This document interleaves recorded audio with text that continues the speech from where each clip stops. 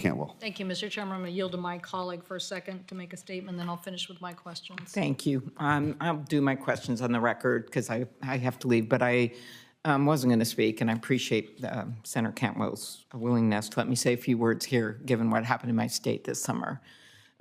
First of all, I think Mr. Kimmelman knows that I've been out front on monopoly issues and antitrust and making sure that we have true competition in the marketplace, working with Senator Cruz and Senator Lee and Senator Kennedy and many others on that issue, and I continue to believe that it's a legitimate solution.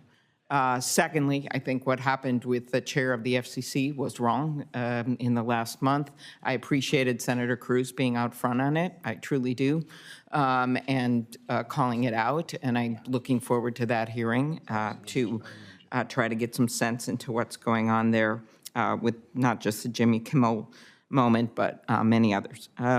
Third, I think that the AI piece of this, and I'll ask some questions about this, but to me, it should not be that radical that we say, number one, that if speech is violent or it incites violence, that is different than other kinds of speech, but that with these AI videos where you can't even tell it's yourself or not, I had this experience at a hearing, that they could at least be labeled. It is always going to be litigation, Mr. Davis, over whether something is the violent side and the hate side or whether it is the legally, constitutionally allowed speech like parody. But at the very least, these videos should say something about prepared for by AI or digitally created. I just happened to be late on CNN last night, and Robin Williams' family was on one of the shows talking about how he's dead, and they've created AI videos that don't say digitally altered that people think are real. So people should have the right over their own identity. And the last thing, when it comes to these horrific mass shootings and acts of violence, I have come to see them as all-purpose haters, which is something that the FBI actually said after the Annunciation church shooting in Minnesota, because that shooter actually hated President Trump in the manifesto, hated wokeness, hated Jews, hated Muslims, hated Hispanics, hated blacks, and shot these two little kids, Fletcher and Harper, through stained glass windows in a Catholic church. Then you go to the shooting of my dear friend, and I had a good discussion with FBI Director Patel about this in Judiciary. He lost his friend, Charlie Kirk, and we mourn that, and we lost our friend, Melissa Hortman. That shooter literally had a manifesto or ramblings that targeted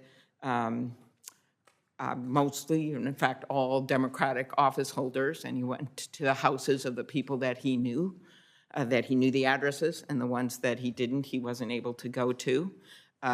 He went after law firms, businesses, went after Planned Parenthood, and then left an actual letter saying that he did it because he was supposed to assassinate me, which is on X about every 5 minutes with my name with assassination, which I think is completely not a good idea for public safety, but I can't get it off.